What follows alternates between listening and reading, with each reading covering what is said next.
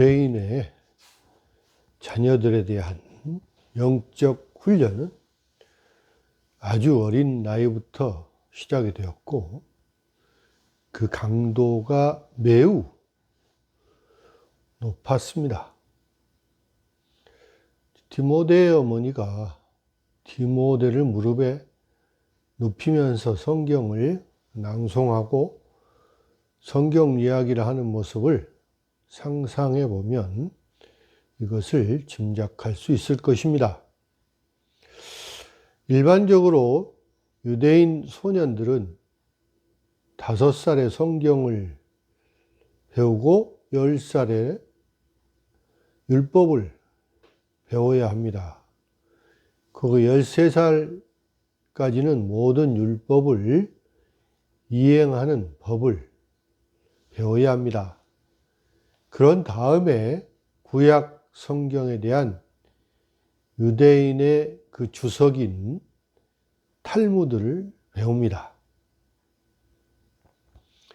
자, 어머니들은 이러한 조기 교육에 직접적인 책임을 집니다. 아이들의 성격의 85%는 태어나서 처음 5년 동안에 발달합니다. 이를 시작하는데 성경보다도 더 좋은 방법은 없다는 것입니다. 아버지 또한 직업은 갖고 있지만 자녀가 성장함에 따라 자녀에게 성경을 가르치고 실제 생활에 적용하는 것을 교육합니다. 따라서 유대인 아버지의 가치는 자녀를 어떻게 키우느냐에 따라 평가되었다고 합니다. 오늘 보시는 누가복음 2장에서 예수님의 어린 시절 사건 중에 하나를 살펴보게 될 것입니다.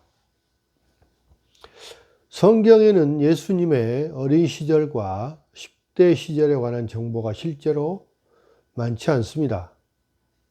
우리는 그의 생애 첫 8일 동안 어떤 일이 일어났는지 정도는 알고 있습니다.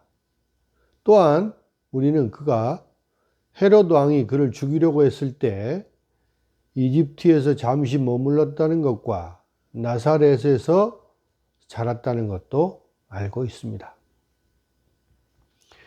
그 외에 오늘 누가복음 2장에서 배우게 될 내용 외에 우리는 그리스도의 성장기에 대해서 알고 있는 것이 많지 않습니다. 그런데 우리에게 영원한 생명을 주신 것은 그분의 탄생과 성장 기간이 아니라 그분의 죽음과 부활인 것입니다. 우리는 그리스도의 생애 첫 30년에 대해 많이 알지 못하지만 그분이 12살 때 일어난 한 가지 사건에 대해서는 알고 있습니다.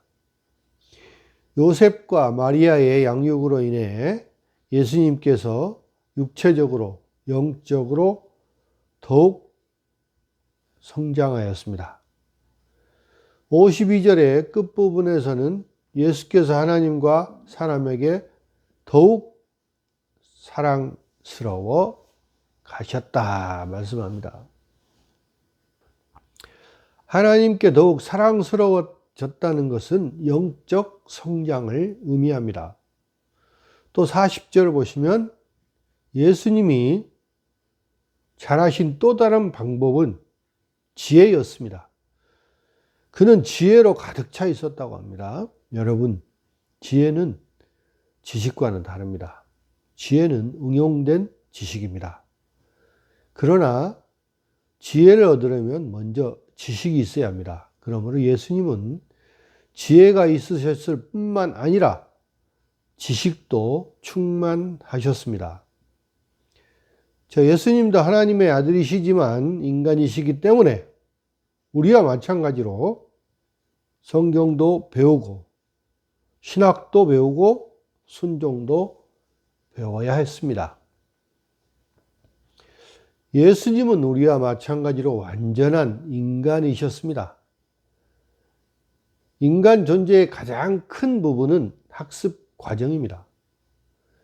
유월절은 모든 장자들의 죽음을 통해 이스라엘이 애굽의 속박에서 구원받은 것을 기념하는 절기입니다.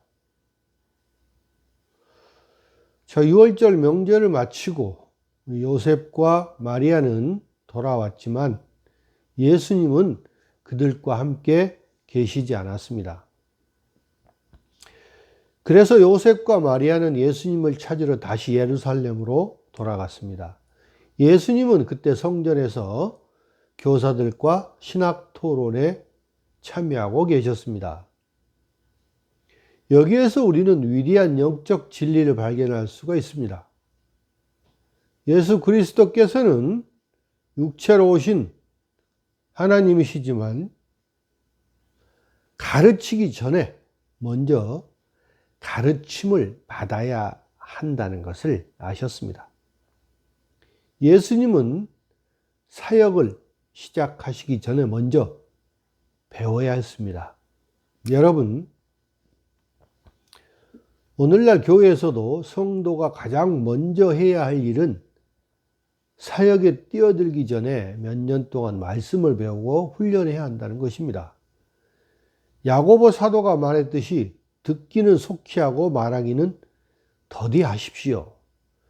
하나님께서 우리에게 듣는 귀는 2개를 주시고 말하는 입은 1개를 주신 이유가 여기에 있지 않겠습니까? 그분은 우리가 말을 많이 하는 것보다 많이 듣기를 더 원하십니다. 사랑하는 성도 여러분, 여러분이 이 땅에 왜 존재하는지 아십니까? 우리 각자에게는 하나님께서 주신 목적이 있기 때문입니다. 그 목적은 우리 각자 다 다를 것입니다. 여러분 중 일부에게는 정치에 참여하는 것일 수도 있습니다. 또한 아픈 사람을 돕거나 배고픈 사람에게 먹을 것을 주거나 가난한 사람들에게 자비를 베푸는 것이 될 수도 있습니다. 우리 모두에게는 하나님께서 우리를 통해 성취하시기를 원하시는 명확하고 구체적인 목적이 있습니다. 그러나 세상 일로 인해 이 목적에서 벗어난다면 우리는 결코 우리 삶을 향한 하나님의 뜻을 성취하지 못할 것입니다. 여러분, 하나님께서 나에게 원하시는 것을 한다는 것은 믿을 수 없을 만큼 상쾌하고 또 믿을 수 없을 만큼 성취감을 가져다 줍니다. 예수님처럼 여러분도 여러분의 삶을 향한 하나님의 뜻을 발견하고 그 뜻을 행하며 나아갔으면 좋겠습니다. 여러분 모두 그리스도처럼 지혜와 키가 자라가며 하나님과 사람에게 더욱 사랑받는 성도들이 다 되시기를 주님의 이름으로 축원합니다.